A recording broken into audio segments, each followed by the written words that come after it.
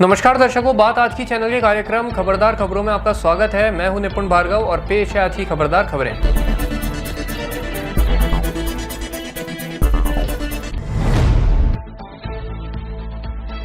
7 राज्यों की 13 विधानसभा सीटों पर उपचुनावों में 10 सीटें इंडी गठबंधन के खाते में गई। बीजेपी को 2 सीटों पर संतोष करना पड़ा, वहीं एक निर्दलीय ने बाजी मारी। ममता की पार्टी टीएमसी ने बंगाल में क्लीन स्वीप किया। वहीं पहाड़ी राज्य हिमाचल प्रदेश और उत्तराखंड में कांग्रेस ने कमाल किया। इस जीत से कांग्रेस के राहुल गांधी ने कहा कि जनता हमारे साथ है और बीजेपी के संविधान के प्रति नकारात्मकता ही उन्हें सत्ता से बाहर करेगी, जिसकी शुरुआत इन उपचुनावों से हो चुकी है। जम्मू कश्मीर में संभावित विधानसभा चुनाव से पहले केंद्रीय गृह मंत्रालय ने जम्मू कश्मीर पुनर्गठन अधिनियम 2019 की धारा 55 में संशोधन करके उपराज्यपाल की शक्तियों में बढ़ोतरी कर दी है। इससे राज्यपाल के अधिकार और काम का दायरा बढ़ जाएगा। वहीं इस फैसले पर उमर अब्दुल्ला ने कहा कि जम्मू के लोगों को अब चपड़ासी नियुक्त करने के लिए भी एलजी से भीख मांगनी पड़ेगी। आप पार्टी के सांसद संजय सिंह ने कल एक प्रेस कॉन्फ्रेंस कर जेल में बंद केजरीवाल की गिरती सेहत को लेकर केंद्र सरकार पर निशाना साधा।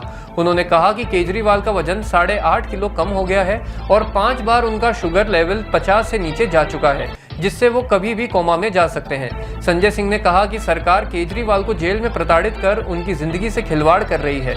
उन्होंने केंद्र सरकार पर आरोप लगाए हैं कि वो आप पार्टी की देश में बढ़ती साख से घबरा गए हैं, इसलिए केजरीवाल की जमानत नहीं होने दे रहे। उड़ीसा के पुरी में जगन्नाथ मंदिर के रत्न भंडार को आज खोला गया। 2018 में विधानसभा में बताया गया था कि रत्न भंडार में 12,831 तोले के स्वर्ण आभूषण और 22,153 तोले के चांदी के बर्तन और अन्य आभूषण हैं।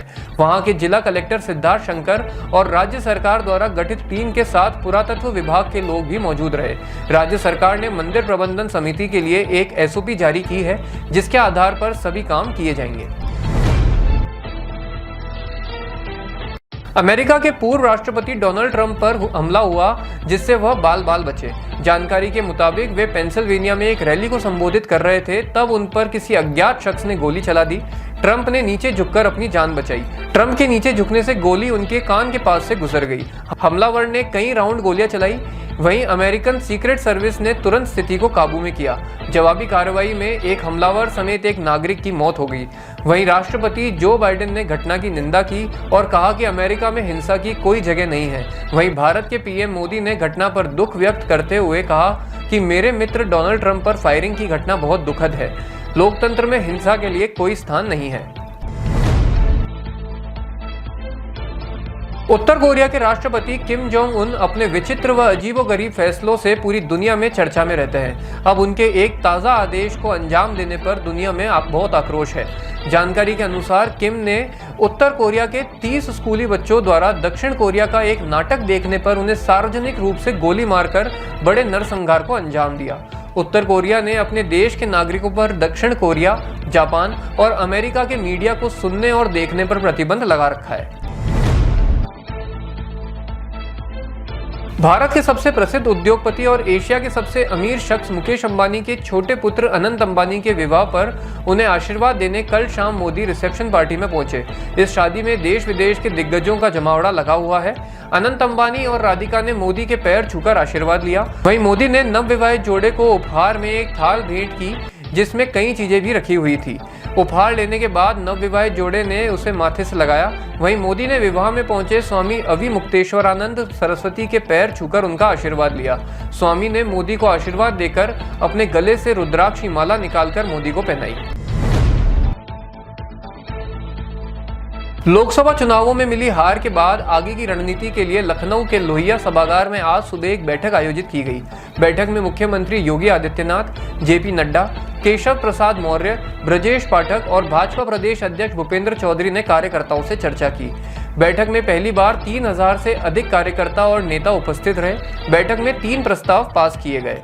पहला ये कि देश का जनादेश भाजपा के साथ है। दूसरा आर्थिक प्रस्ताव पेश किया, जिसमें देश में बढ़ती अर्थव्यवस्था का जिक्र है। और तीसरा सोशल मीडिया का था, जिसमें विपक्ष द्वारा फैलाए जा रहे झूठे नैरेटिव की चर्चा की गई। विंबलडन 2024 के युगल फाइनल में एक रोमांचक मुकाबले में ब्रिटेन के हेनरी पैटन और फिनलैंड के हैरी हेलियोवारा ने ऑस्ट्रेलियाई जोड़ी मैक्स पर्सेल और जॉर्डन को हराकर खिताब पर कब्जा किया। सबसे अहम बात यह है कि इस विजेता जोड़ी ने 3 महीने पहले ही साथ खेलना शुरू किया था। इस फाइनल मैच को देखने भारत के क्रिकेट कप्तान रोहित शर्मा भी मौजूद थे। वहीं 2024 विंबलडन मेंस सिंगल का फाइनल आज कार्लोस अल्कराज और जोकोविच के बीच खेला जाना है।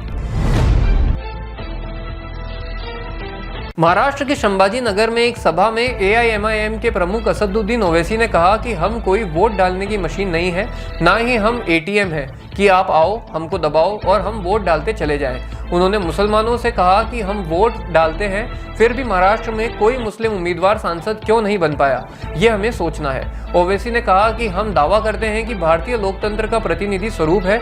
अगर किसी खास समाज, खासकर मुस्लिम समाज का कोई उम्मीदवार चुनाव नहीं जीत पाया है तो जिम्मेदार लोगों को ये सोचना होगा। खबरदार खबरों में आज के लिए इतना ही। कल फिर होगी आपसे मुलाकात, तब तक के लिए आज्ञा दीजिए। नमस्कार।